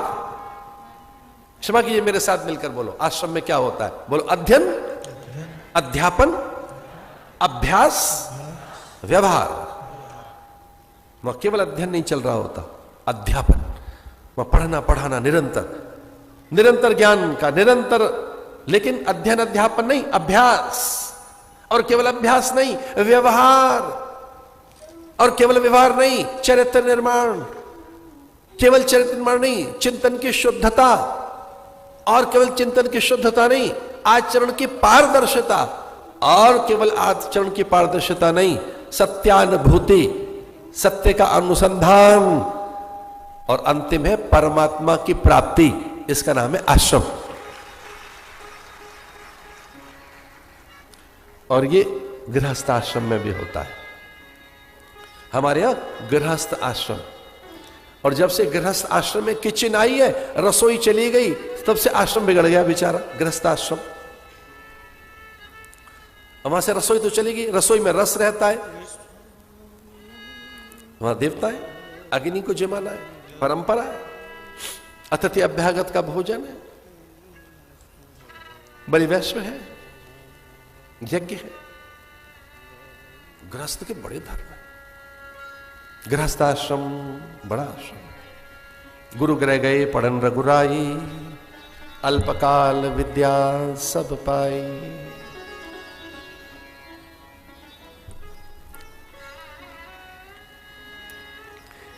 एक बहुत बड़ा ग्रंथ है, उसका नाम है योग वशिष्ठ।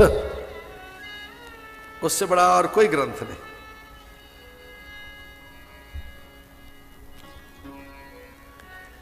साधवो हृदय मह्यम साधुनाम हृदय तुहम मदन्यत ये न जानन्ति ना हम तेभ्यो मनागपि।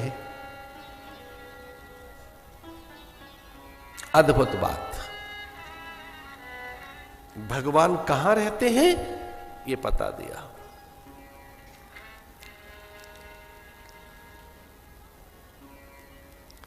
लक्ष्मण को भी अधिकार नहीं था वहां बैठने का। दो बैठ गए, केवल दो, गुरु और ब्रह्म, वशिष्ठ और राम। इससे पहले कि विश्वामित्र आए, एक घटना हो गई अयोध्या में, अद्भुत घटना। भगवान को वैराग्य हो गया, भगवान को समाधि लग गई, भगवान अपनी मूल सत्ता में चले गए, भगवान अपनी मूल प्रकृति में लौट गए।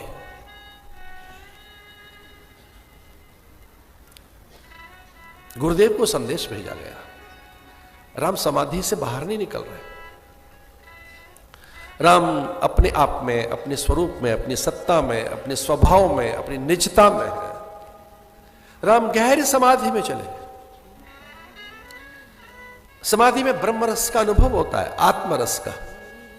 फिर संसार के पदार्थ अलौने और फीके से लगने लगते हैं। और भैया सृष्टि तीनों गुणों से मिलकर बनी है। एक गुण है तमोगुण, उसका नाम है अंधकार। उसमें यह नहीं पता लगता हम कर क्या रहे। जब व्यक्ति तमोगुणी होता है, जब तमोगुण की अधिकता होती है व्यक्ति के जीवन में, तब उसमें क्रोध होता है, काम रहता है, काम की प्रचंडता, काम की अधिकता, अनियंत्रित काम, अनकंट्रोल्ड काम, इसे कहेंगे तमोगुण। तमोगुण में इतना काम, इतना क्रोध, इतनी वासनाएं, उसे कुछ सोचता नहीं, भोगवांछा, इसे कहेंगे तमोगुण। फिर दूसरा गुण है रजोगुण, उसे थोड़ा प्रकाश आता है।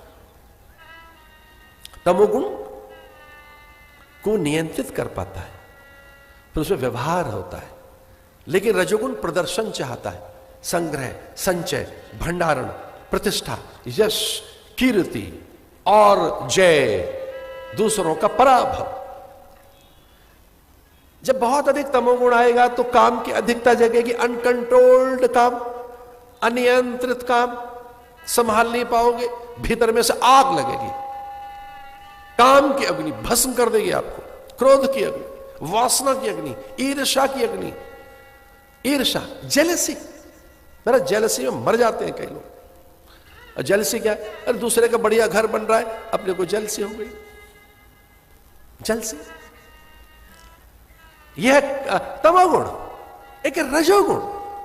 रजोगुण जानते हो किसे कहते हैं? दूसरों को पराभूत करना है, इसका नाम है रजोगुण। दूसरे हमसे हार जाएं, हम जयी बन जाएं, सबको पराभूत कर दें। इतना यश, इतना बड़ा पद, इतनी बड़ी प्रतिष्ठा, इतना संग्रह संचय, ऐसा रूप सौंदर्य माधुर्य, इसका नाम क्या है? रजोगुण। ये तो मैं एक एक पंक्ति में ऐसे समझा रहा हूं। रजोगुण तो मुझसे कह रहा है मैं तो कुछ और भी पूरा बताओ, भैया इतना ही काफी है। दूसरा मुझसे हार गया है, इसका नाम क्या है? रजोगुण। आपको हरा दिया ना, और वो स्वीकार करे हार, अपनी पराजय जब तक वो स्वीकार नहीं कर लेता, रजोगुण को चैन नहीं मिलता। एक है सत्वगुण। ये सत्वगुण क्या है? अब सत्वगुण में किसी को हराते नहीं है, ना ना ना ना। सत्वगुण में आप अपने अहंकार को जीत रहे होते हैं, यह है सत्वगुण। अपनी अहमता, ममता, ऐषणाओं पर आपको विजय मिल गई होती है। लेकिन आप परमानंद के अधिकारी बन गए, ये कहना कठिन है। वो गुणातीत अवस्था में होगा। कलातीत कल्याण कल्याण कल्पांतकारी, सदा सज्जनानंद दाता पुरारी, चिदानंद संदोह मोहापहारी। वो एक अलग अलग विषय है, अलग गुणातीत। समाधि क्या है? तीनों आधियों में सम हो जाना। आधि, व्याधि, उपाधि। जब कोई तर्क नहीं रहा, कुतर्क नहीं रहा। वैसे समाधि भी दो प्रकार की है, निर्बीज सबीज, निर्गुण सगुण, निर्विचार सविचार, निर्वितर्क सवितर्क। लेकिन सत्य तो एक ही है, समाधि जिसमें आप रह जाते हैं। आप माने सत्य रह जाता है। सत्य माने परमात्मा जहां रह जाता है, जहां ईश्वर ही रह जाता है, जहां एक तत्व रह जाता है, बाकी विलग, उसका नाम है समाधि। उसकी झलक बताएं क्या होता है वो? विशोका वा ज्योतिष्मति। शोक नहीं रहता फिर आपके पास। अभयम सत्व संशुद्धि, where there is no fear, where there is no fear at all. No, जब फियर नहीं रहा, किसी से नहीं रहा, कभी नहीं रहा। दोनों बातें होंगी, न तो आप किसी से डरेंगे और न किसी को डराओगे, इसका नाम है समाधि। न तो आप किसी से डरेंगे, न कोई आपसे डरेगा। विश्व का बाद ज्योतिष्मति, शोक रहित हो जाएंगे आप, भय रहित हो जाएंगे आप। समाधि की एक झलक और बताएं, जो शास्त्र कहता है अभाव नहीं रहेगा, कोई कमी नहीं रहेगी। जब तक कमी बनी हुई है, समाधि नहीं लगी। आपको कमी फील होती है ना, कमी, और थोड़ा होता है, ये होता, वैसा होता है, होता। ऐसा ही होना चाहिए, ऐसा नहीं होना चाहिए, ऐसा ही होता, ऐसा ना होता, ऐसा होता तो कैसा होता, अब ऐसा हो गया, वैसा हो गया है, ऐसा वैसा, ये सब समाधि नहीं है। ऐसा ही हो, ऐसा ना हो, ये समाधि नहीं है। भगवान समाधि में चले, आनंद में चले, अपने स्वरूप में। खबर भिजवाई गई गुरु को, दशरथ ने कहा भगवान, एक तो दशरथ को तो पता था ये परमात्मा है, और फिर भी अपने आप में लौट गया ये तो। अब रावण का वध कौन करेगा? शबरी के झूठे पैर खाएगा कौन? केवट की नाव में कौन बैठेगा? सुग्रीव को राज्य कौन देगा? लीलाएं ठहर जाएंगी। दशरथ ने गुरुदेव तक संदेशा भिजवाया कि हमारे बेटे की समाधि तोड़वा दो। आए गुरुदेव, और संवाद है गुरु के और शिष्य के। क्षमा कीजिए, शिष्य नहीं है, वो तो परमात्मा है। राम के, परात्पर ब्रह्म राम, ईश्वर के संवाद है वशिष्ठ से, उसका नाम है योग वशिष्ठ, जिसमें क्या प्रकरण है अद्भुत, कि क्या माया है, जीव है, जगत है, जगन्नाथ है, कर्म है, वो संवाद जैसे तैसे गुरुदेव ने मनाया कि जिसके लिए आए हो वो करिए। अब आए किस लिए हैं? तो पता लगा कि ब्रह्मा जी ने वरदान दे रखा है रावण को। रावण ने कहा मैं किन्नरों से, यक्षों से, देवताओं से, गंधर्व से, किम पुरुष से, ब्रह्मा आपसे और महादेव से नहीं मरूंगा मैं। अब ब्रह्मा जी कहते कि हाँ भैया ठीक है, महादेव मुझे नहीं मार सकते, नहीं मारेंगे, आप भी मुझे नहीं मार सकते, भैया मैं भी नहीं मार पाऊंगा। यक्ष, गंधर्व, किन्नर, देव, पितृ, प्रेत, पितर, किम पुरुष, ये सबसे बड़ा बलवान होता है किम पुरुष, वेश बदलता रहता है, घड़ी घड़ी इसके वेश का ही नहीं पता लगता, ये हर पल में नए नए रंग रूप बदलता रहता है, तो बहुत बड़ा ताकतवर होता है ये किम पुरुष। तो पूछा ब्रह्मा जी ने कि बेटा तुझे किम पुरुष का कैसे पता लगा? ये तो खाली मुझे पता है इस बात का, तो चेले को इतना ज्ञान कैसे हो गया? बोले महाराज मुझे पता है। जानते हो किम पुरुष किससे कहते हैं? किम पुरुष का अर्थ है जो ब्रह्मा जितनी सामर्थ्य रख ले, विष्णु जितनी सामर्थ्य रख ले, महादेव जितनी सामर्थ्य रख ले, और घड़ी घड़ी रंग रूप बदल कर विनम्र रहे, चुपके से रहे, सेवक बन के रहे, दास बन के रहे, उस किम पुरुष का नाम है हनुमान। किम पुरुष एक योनि है। तो मैं आपको थोड़ा करेक्ट करना चाह रहा था आज, वो हनुमान जी देवता नहीं है ना, हनुमान जी न नाग है, न पितर है, न प्रेत है, और हाँ एक और बात है, न वो किन्नर है, न यक्ष है। एक और बात भूल जाइए, वो ब्रह्मा विष्णु महेश भी नहीं है। कौन है? किम पुरुष। इसका अर्थ है अपनी मर्जी से किसी भी देवता को भीतर प्रकट करना, इतनी सामर्थ्य का स्वामी। अरे कहां पहुंच गए? कारागृह में, अहिरावण की कारागृह, या पवन नहीं जा सकती थी, आत्मगति से पहुंच गए हनुमान। सुषैण वैद्य को ले आए लंका से, उठा लाए गरुड़ को अंबर से, संजीवनी ले आए। किम पुरुष। बड़ा चतुर था रावण, उसने कहा देखो एक तो ब्रह्मा नहीं मार सकता मुझे, आप नहीं मार पाएंगे, आशीर्वाद दीजिए। ठीक है, रुद्र, देवगण, इंद्र, वरुण, कुबेर, ठीक है नहीं मार पाएगा कोई। और हां एक और रह गया, कौन? बोले किम पुरुष, वो बड़ी ताकतवर, ताकत का होता है, तो किम पुरुष भी मेरा वध नहीं कर सकता। तो ठीक है, ब्रह्मा जी ने बातों में लगाया, और बस वो एक बात और हां करवानी भूल गया। बोले अब तो सभी हो गए, और ब्रह्मा जी ने थोड़ी गहरी सांस ली, बड़े प्रसन्न हुए। ब्रह्मा जी ने कहा कि इतना कठोर वरदान दे दिया आपने, और आप चैन की सांस लिए बैठे। बोले चैन की सांस इसलिए रहे, वो ये कहना भूल गया कि मनुष्य भी से न मरूं मैं, मनुष्य से, ये मनुष्य से मरेगा, ये मनुष्य मारेगा। लीन मनुज अवतार विप्रधैन सुर संतहित। अब राम जी ने कौन सा अवतार लिया है? विप्रधैन सुर संतहित लीन मनुज अवतार। भगवान ने कहा मैं मनुष्य बनकर आता हूं, चलो। तो राम क्या बनकर आए?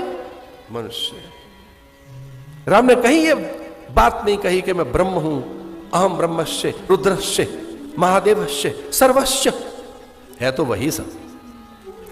पूरी अवतार लीला में, पूरी अवतार लीला में राम के मुंह से एक बार भी नहीं निकला, और अगर निकल गया होता तो रावण को कैसे मारते?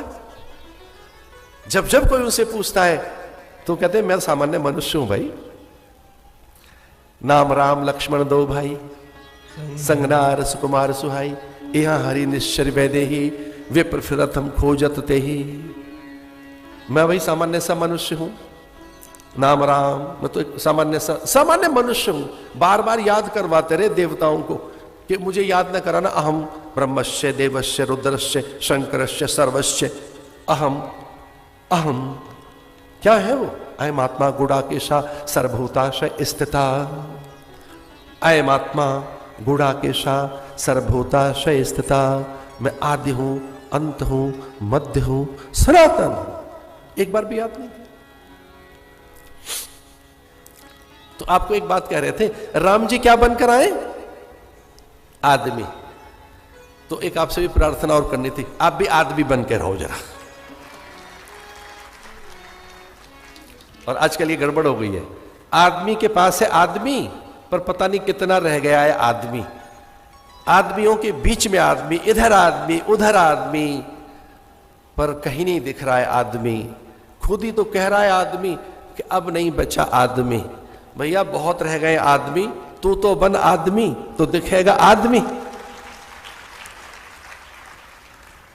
राम जी से एक बात सीखी हमने, आदमी बनकर रहिए, मन मनुष्य बनकर रहिए। उन्हें अच्छा नहीं लगता क्या बड़े से बन के दिखे, वो पसंद नहीं करता। अहंकार उन्हें प्रिय नहीं है, कभी नहीं, किसी का नहीं वो अहंकार रखते। अब गुरुदेव ने उन्हें सिखाया, आंख खोलो, और वो जो रावण को जो वरदान दिए बैठे हैं ब्रह्मा जी, उसमें एक वरदान वो लेना भूल गया, और तो मनुष्य ही मनुष्य बनकर जाइए।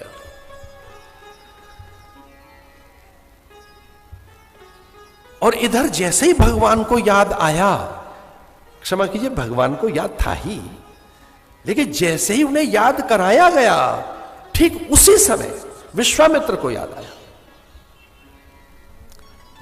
उसी समय भैरवी गाधि तनय मन चिंता व्यापी, गाधि तनय मन चिंता व्यापी, गाधि तनय मन चिंता व्यापी, हरि बिन मरहि ननीश्वर पापी, हरि बिन मरहि ननीश्वर पापी, गाधि तनय मन चिंता व्यापी।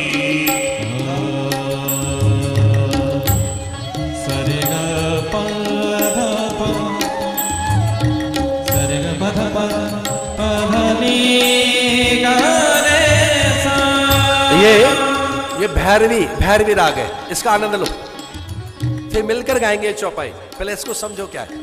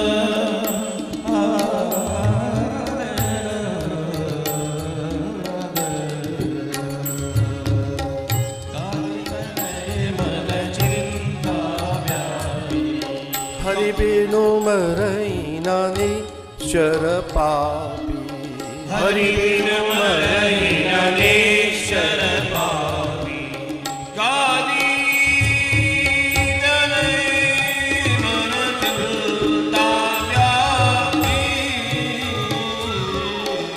गाधि तनय मन चिंता व्यापी, हरि बिनु मरहि ननीश्वर पापी, हरि बिनु मरहि ननीश्वर पापी, हरि बिनु मरहि ननीश्वर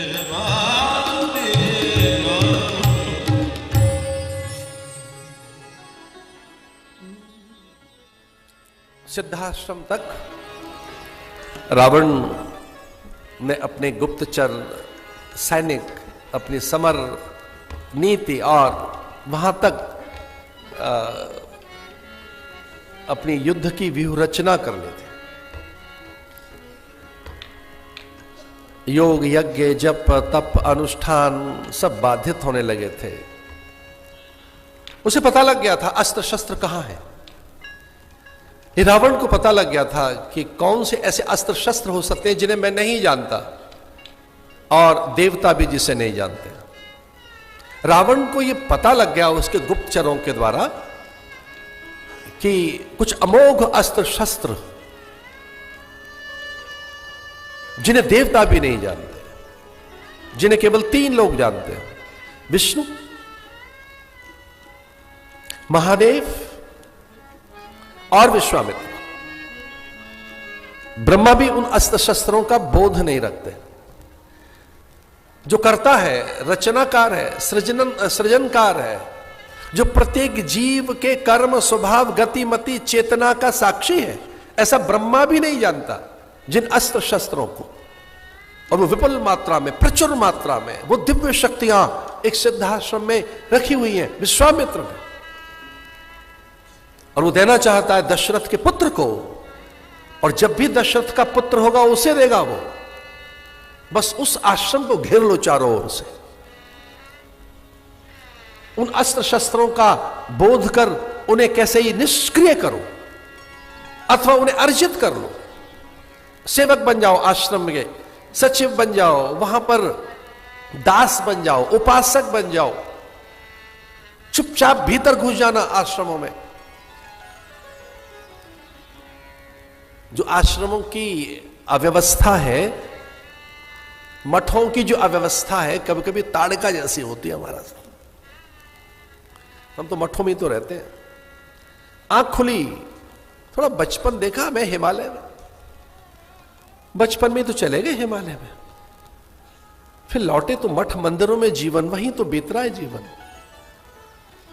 कभी कभी अव्यवस्था तो दिखती है, वो ताड़का है, वेश बदल कर आते हैं लोग। यजन, भजन, पूजन, पाठ, एकाग्रता, अनुसंधान, ये सब बाधित हो जाते हैं। पता ही लगा कब घुस गए वो। ताड़का, सुबाह, मारीच, वेश बदलना आता था, भाषा बदल लेते हैं। अरे मारीच तो राम की भाषा निकाल लेता था। राम को देखा नहीं और राम का स्वर जानता है। अब जानते हैं कि राम का स्वर निकाल लिया उसने। सीता विचलित हो गई, कहा लखन से जाओ, राम संकट में है। अब वो कहते हैं मां आप भी जानते हैं राम को कोई विपत्ति घेर नहीं सकती, राम ब्रह्म है। लेकिन ये स्वर किसका है? अब लक्ष्मण कहता है स्वर तो भैया का है। मारीच कैसा स्वर निकालना जानता है। ताड़का, चारों ओर से वो दिव्य आश्रम घेर लिया था रावण ने। उसने कहा अयोध्या तक मैं पहुंच नहीं पाऊंगा। रावण लज्जित होता था कभी कभी। मंदोदरी पूछती क्या सर झुकाए क्यों बैठे हो, क्या दुख है? पूरे संसार को जीत तो लिया, अब कोई बचा है क्या? यम वरुण कुबेर सब चाकर बनकर, कुबेर आदि ये सब काल आपके यहां बधा पड़ा है। नवग्रह शीश झुकाते, पवन बुहारी लगाता है, इंद्र बेचारा हाथ जोड़कर खड़ा हो जाता है। यम कई बार तो आपको वंदन करने आते हैं, और क्या चाहिए? बोले एक कष्ट है। क्या? बोले अयोध्या नहीं जीत पाऊंगा, मैं अयोध्या तक नहीं पहुंच पाऊंगा कभी। अयोध्या मैं जीत नहीं सकता। अयोध्या की जीत की तो कल्पना दूर है, मैं अयोध्या की सीमाओं तक भी जाने की कल्पना नहीं कर सकता। क्यों? बोले मेरा संपूर्ण अस्तित्व ही भस्म हो जाएगा। वहां रहता कौन है? बोले वहां रहता तो कोई नहीं, बस सीता आने वाली है, राम आने वाले हैं, उनका नाम स्मरण करते ही मैं कहीं नहीं रहता, कुछ भी नहीं रहता, मेरा अस्तित्व ही नहीं रहता।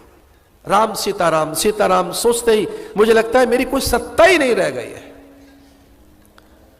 ऐसा रावण सिद्धाश्रम को घेर लेता है चारों ओर से।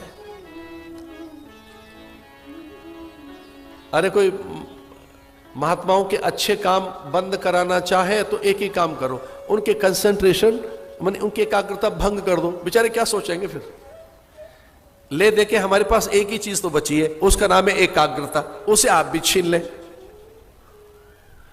भाई हमारे पास और है क्या? भाई योग से हमने क्या थोड़ा बहुत साध लिया होगा? एकाग्रता। योग में एकाग्रता, संयम, थोड़ा सदाचार, थोड़ी मर्यादाएं, थोड़ा संतुलन। भाई हमने और क्या अर्जित कर लिया होगा? थोड़ी मर्यादाएं, संतुलन, थोड़ा साहस, आत्मविश्वास, एकाग्रता, बाह्यांतर पवित्रता, इसे आप छीन के ले जाएं, फिर तो हमारे पास ये गेरुआ कपड़े रह जाएंगे। ये तो किसी को भी उड़ा दीजिए आप। फिर कपड़े से साधु होता है क्या? साधु दिखता नहीं है ना बनता है, साधु तो होता है, स्वतः स्वतः होता है। वो बनाए नहीं जाते, बनते नहीं है, कपड़े से नहीं दिखते, चटक रंग से उन्हें नहीं देखा जा सकता। तो स्वाभाविकता होती है साधु की। तो रावण ने कहा कि इनकी साधुता को नष्ट करो। जितने साधु हैं ये राम को बल देंगे, इसलिए साधुओं को आतंकित करो, भयभीत करो, साधुओं के आसपास घुस जाओ। एक रणनीति बनाई, सारे आश्रमों को घेर लो और विशेषकर सिद्धाश्रम को। इसलिए चिंता आ गई कि भाई अब ये बिना राम के, बिना हरि के तो इन पर विजय नहीं प्राप्त की जा सकती। चिंता दो प्रकार की होती है। एक सामान्य व्यक्ति चिंता करता है तो अपने घर की करता है, और विश्वामित्र करेगा तो पूरे विश्व की करेगा, पूरे विश्व की। और ये की है चिंता भारतीयों ने। सर्वे भवन्तु सुखिनः अथवा लोकाः समस्ताः सुखिनो भवन्तु, ये साधुओं की चिंताएं हैं। इनकी चिंताओं का भी जो एक दायरा है कमाल कर दिया उन्होंने। चिंता करते करते किसकी कर डाली? लोकाः, न इस लोक की नहीं, ऑल प्लैनेट्स। लोकाः समस्ताः सुखिनो भवन्तु, सभी लोकों में सुख रहे, धर्म की जय हो, अधर्म का नाश हो, प्राणियों में सद्भावना हो, और चौथा बोलो विश्व का कल्याण हो। कमाल है, ये साधु कह रहे विश्व का कल्याण हो। ये पूरे सबके वेलफेयर की बात कर रहे हैं, सबके वेलबींग की बात कर रहे हैं। इन जैसी माइंडफुलनेस, इन जैसी वेलनेस, अवेयरनेस और किसी के पास होगी? क्या बात है। विश्वामित्र, और चल पड़े विश्वामित्र। और जब विश्वामित्र चले तो वो कोई सामान्य राजा नहीं था। जो राजा सदैव अपराजित रहता है वही राजा होता है जिसकी इंटेलिजेंस जबरदस्त हो। इंटेलिजेंस जिसके पास होती है उसे कोई भी नहीं हरा सकता। जिसके पास गुप्तचर हो, और उसके गुप्तचर कैसे हो? खेचर, भूचर, नभचर, पर्णचर, भूचर, भूचर। इंटेलिजेंस में तो स्त्री परफेक्शन होनी चाहिए कि पत्तों पे भी गुप्तचर चलें, ऐसा राजा होना चाहिए। पत्ते पे चलना चाहिए गुप्तचर को, पत्ते पत्ते पे, पत्ते पत्ते की पता हो, चप्पे चप्पे की पता हो, उसको कहेंगे इंटेलिजेंस। अनलकीली मेरे शासक के पास है, बहुत विजिलेंट है, बहुत जागरूक है, बहुत सावधान है। उसको कष्ट हो सकता है, देश को नहीं पहुंचने देगा। वो दुखी रह सकता है, देश को दुखी नहीं करेगा, कभी भी नहीं। आंच नहीं आने देगा वो। मेरा कोई पॉलिटिकल एजेंडा नहीं है, मेरा भीतर का अनुभव कहता है। इसलिए नहीं कि उनसे संवाद हुए इस कारण, इसलिए कि अब समझ में आ गया है कि देश के जिस तरह के कल्याण की अब राह देश ने पकड़ी है, सच मानिए अब इस देश को आगे जाने से कोई नहीं रोक सकता, कोई नहीं रोक सकता।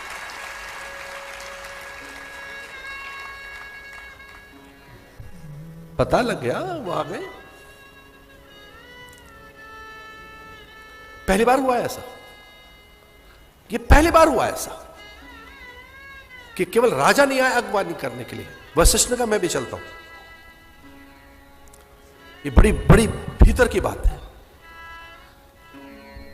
बोले सामान्य प्रयोजन नहीं है, सामान्य मांग नहीं है, ऐसे कुछ छोटी मोटी बात पूछने नहीं आ रहा है, कुछ मांगने की आ रहा है। वो गुप्तचरों ने कहा कुछ मांगने के लिए आ रहा है साधु। साधु नहीं है, विश्वामित्र।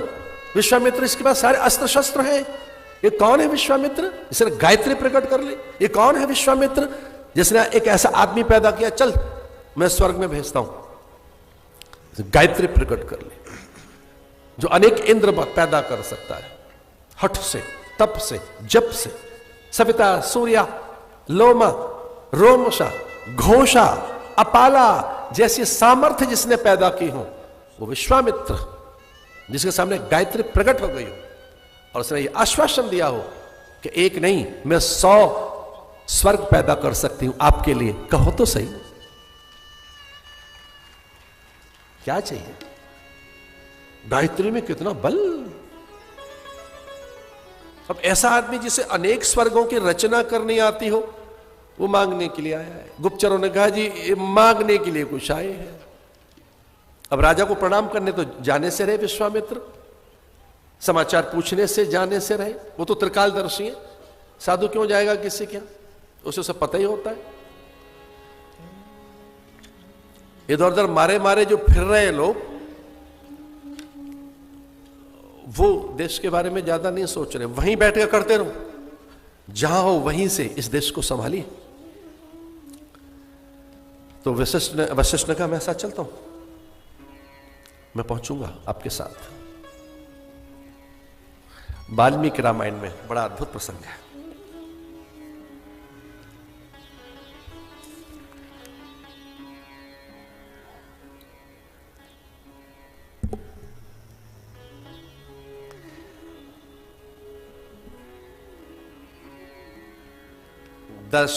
दशरात्रम ही यज्ञ से रामम राजीवलोचनम न्यातेति कालो यज्ञ से यथायाम राघव। सीधे अपनी बात पे उतर आए। पाद्य पूजन कर रहे हैं दशरथ। वशिष्ठ स्वस्ति वाचन कर, वशिष्ठ विश्वामित्र के आगमन पर उनका सम्मान कर रहा है। इसका अर्थ क्या हुआ? जो देश की चिंता करने वाले साधु हैं, राजा उनके आगे शीश झुकाकर खड़ा हो जाएगा।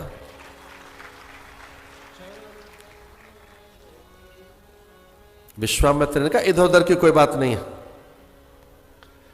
आवेश में थे। ये पाद्य, अर्घ, आचमन, मधुपर्क, मिष्ठान, आरती, नीरांजन और ये बढ़िया बढ़िया मेरे अंग वस्त्र, नारिकेल और ये दक्षिणा का लिफाफा एक तरफ रख दे। मरा क्या चाहिए? सीधी बात पे उतर आया साधु।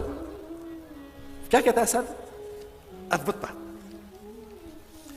दश रात्रम ही यज्ञ से रामम राजीवलोचनम नात्येति कालो यज्ञ से यथाया मम राघव। इतना सुनकर क्षमा कीजिए दशरथ रो पड़े।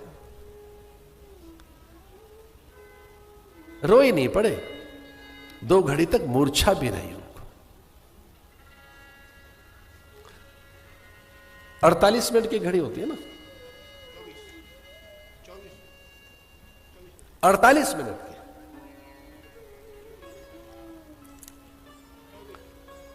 एक मुहूर्त माने 2.5 घंटा, क्षमा कीजिए। एक मुहूर्त लगभग 2 घंटे 24 मिनट। 2 घंटे 24 मिनट तक तो मूर्छा में चले गए दशरथ। क्या मांग लिया? 19 वर्षों में रामो राजीव लोचन न युद्ध योग्यता तामस्य पश्याम सह राक्षसे। पता क्या हो गया दशरथ को? बार बार गीले गात, मुखमंडल पर श्वेत, बार बार अपना उत्तरीय लेकर माथे का पसीना पहुंचते हैं, रोते जा रहे हैं। ना ना ना, ये नहीं, ये नहीं होगा। इसकी तो बात छोड़ो, मेरे बस का नहीं है रावण के सामने खड़ा होना। 19 वर्षों में रामो राजीव लोचन।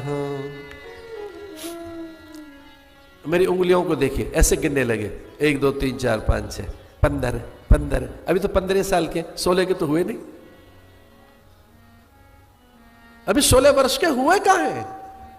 होने वाले हैं, अभी तो 16 के होंगे। न युद्ध योग्यतामस्य, उसमें युद्ध की योग्यता कहां है? पश्यामी सह राक्षसे, वो राक्षसों के सामने कहां टिक पाएंगे? अनया सहितो गत्वा योद्धाम निशाचरहि इमे शूराश्च विक्रांता भूत्या में अस्त्र विशारदः। हां, मुझे सब कुछ आता है करना, मेरे बेटे को नहीं आता कुछ भी। मेरा बेटा भोला भाला बालक है, ये 15 साल का बेचारा, अब इसके खेलने की आयु है। राजन, ये गुरुदेव ये मत करिए, मेरा बेटा नहीं, मेरा बेटा मत मांगो। अब इधर क्या हो रहा है? विश्वामित्र की भवें चढ़ती जा रही हैं, मुट्ठियां भिज गई, दांत पीछे लगे, चेहरा तमतमा गया। अरे जानता है कौन है ये राम? ये जानता है राम कौन है? वो कह रहे हैं यावत प्राणान धर्ष्यामि तावत्योस निशाचरे। ना ना ना ना ना, ये नहीं हो पाएगा। मैं व्रत रख लूंगा, कठोर ब्रह्मचर्य का व्रत रख लूंगा, मैं नाना प्रकार के अनुष्ठान कर लूंगा, मैं चलता हूं चतुरंगणी सेना लेकर आपके साथ।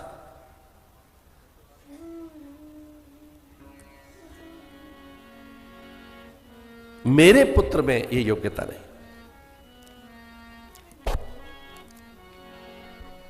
रोने लगे। सबहि सुत मोहि प्राण की नाई, सबहि एक अपने पुत्र की ये कल्पना करते हुए, देखो कई बार एक शब्द है मोह, जानते मोह किससे कहते हैं? मोह सकल व्याधिन कर मूला। एक होता है महामोह, अति मोह, जड़ मोह। वो किसी और से नहीं, अपनी चीज से होता है, अपने से होता है, अपनी संतान से होता है। जैसे महर्षि वेदव्यास को हो गया शुकदेव के साथ, जैसे दशरथ को हो रहा है अपने पुत्र के साथ। आइए अब काम की बात करते हैं। जब आपको मोह हो, व्यथा हो, दुख हो, आप कर्तव्य भूल जाएं, आप संतानों में उलझ जाएं, इस प्रकार से संतानों में आसक्ति आपके पास पैदा हो जाए, उस काल के लिए एक चीज संभाल के रखना अपने जीवन में। बताएं कौन सी? गुरु। गुरु रखना अपने जीवन में, वो रास्ता दे देंगे आपको। सदगुरु वेद वचन विश्वास संयम जैन विषय कर। धीरे से कान में क्या समझा दिया राम जाने। किसने? वशिष्ठ ने। उन्होंने कहा ये जो जैसे आप बालक कह रहे हैं ना, जिसकी आप गिनती पे उंगलियां गिन गिन के बता रहे हैं कि अभी 16 साल का नहीं हुआ, तब वो लगभग ऐसे कोई मेरे ख्याल से 15.5 साल के थे, 15.5 लगभग, अभी पूरे 16 के भी नहीं थे। ये तब की घटना है। बोले जैसे आप बालक कह रहे हैं ना, आओ मैं बताता हूं कौन है। और जब गुरुदेव वशिष्ठ ने बताया कि राम कौन है, ये कालों का काल महाकाल है, ये आदिदेवे हरे सर्वेषु भूतेषु भगवानास्थ ईश्वर। ये ईश्वर है, और ये ईश्वर मनुष्य बनकर आया है, क्योंकि मनुष्य ही रावण का वध कर सकता है। और ऐसे गुरुदेव ने चुपके से दृष्टि दे दी, धीरे से उनके मस्तक पे हाथ रखा, ये बहाना लगाकर क्या आपके माथे का पसीना पहुंच देता हूं। उन्होंने माथे का तो पसीना क्या पहुंचना था, बहाने से उनके मस्तक पर अपनी उंगलियां फेराई और कई जन्मों का ज्ञान करा दिया कि बगल में परमात्मा खड़ा है, पूर्ण ब्रह्म, परात्पर ब्रह्म, राम। ये राम,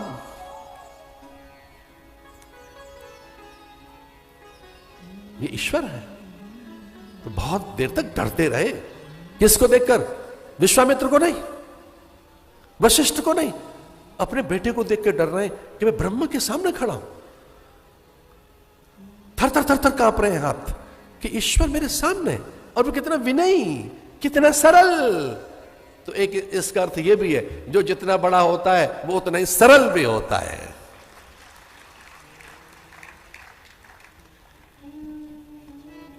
आप बहुत से लोग डायरी लिए बैठे हैं, एक डायरी में जरूर बात लिख लेना। श्रेष्ठता उसी को कहेंगे जिसमें सौलभ्यता हो, सरलता हो। महानता किसे कहेंगे? जिसमें सौलभ्यता, सुलभता हो।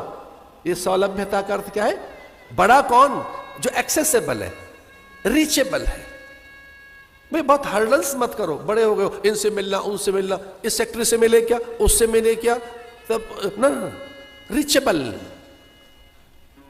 हमें क्षमा कर दें भगवान, हम इस तरह के दंड फंद नहीं पालना चाहते कि 50 जगह नोट कराओ और फिर हमसे मिलो। नहीं भैया, मैं बाबा हूं, पकड़ू, कभी आइए। इस तरह के बस एक्सेसिबल बनिए, एक्सेसिबल। और सबसे ज्यादा कोई एकदम सहज, सुलभ है। मेरे साथ बोलिए, सुलभ, सरल, सहज। राम, राम है सौलभ्यता। तो श्रेष्ठता अगर कहीं है तो परम श्रेष्ठता में एक गुण अगर नहीं है, सौलभ्यता, सुलभता नहीं है, सरसता नहीं है, सहजता नहीं है, सुगमता नहीं है, मुझमें दुर्गमता है, दुस्तरता है। और हम भी तो ऐसे बाबरे हैं, हमें तीर्थ भी वही अच्छे लगते हैं जो बहुत दूर पहाड़ी पे चढ़ते जाओ, थकते जाओ, फिर अच्छा लग रहा है, हाँ पहुंच गए। ओ भैया, राम तुझसे दूर नहीं, तेरा भी कसूर नहीं, वेखन वाली आंख जेड़ी ओदे च नूर नहीं। राम तुझसे दूर नहीं, और तेरे कोलों है, और दूर नहीं है, उसमें नूर ला, वो बहुत पास में। आपकी आंखों के सामने आपकी नासिकाएं दिखती कहां है आपको? आपकी आंखों के सामने, आंखों में पलकें दिख कहां रही हैं आपको? इतना नजदीक है वो आपके। तो अभी तो दशरथ डर रहे थे विश्वामित्र से, अब उनके प्रति प्रणम्य भाव है कि इनके कारण मैं अपने मैं देख सका कि ये ईश्वर है, मेरा पुत्र ईश्वर है। फिर तो सहर्ष अनुमति मिल गई। श्याम गौर सुंदर दो भाई, विश्वामित्र महानिधि पाए। श्याम गौर सुंदर दो भाई, एक तो श्यामरे हैं, दूसरा गोरा है। श्याम गौर सुंदर दो भाई, निकल पड़े कर्तव्य पथ के लिए। और हमें तो हमारे गुरुजनों ने सिखाया है, राम बन गए तो बन गए, न बन जाते तो न बनते। राम बन गए, निकल पड़े वन में। बहुत ही आनंद की बात है, राम कथा काफी दिनों के बाद राम कथा की सेवा करने का अवसर मिला। तो यहां मां शीतला से हमने प्रार्थना की थी कि मां हम दोनों रामायण एक साथ चलाएंगे, और ये पहली बार प्रयोग हुआ है ऐसा। आपको भी सुनकर अचंबा लगेगा कि वाल्मीकि रामायण में तुलसी रामायण दोनों पैरेलल साथ चल रही हैं, एक साथ कथा चल रही है।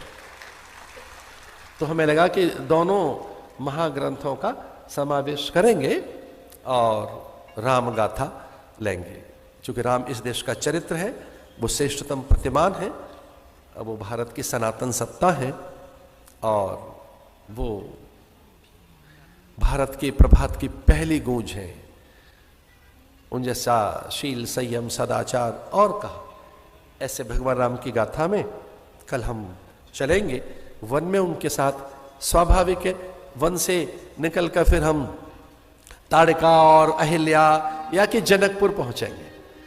तो ये जो राम जी के चित्त में उत्साह सा दिखाई दे रहा है, ये केवल ताड़का के तारण या अहिल्या उद्धार का ही नहीं है, श्री जी के दर्शन की भी लालसा है उनके मन में, क्योंकि वहां सीता जी प्रतीक्षा में है जनकपुर में। आज इतना ही काफी है। ओम पूर्णमदः पूर्णमिदं पूर्णात् पूर्णमुदच्यते पूर्णस्य पूर्णमादाय पूर्णमेवावशिष्यते।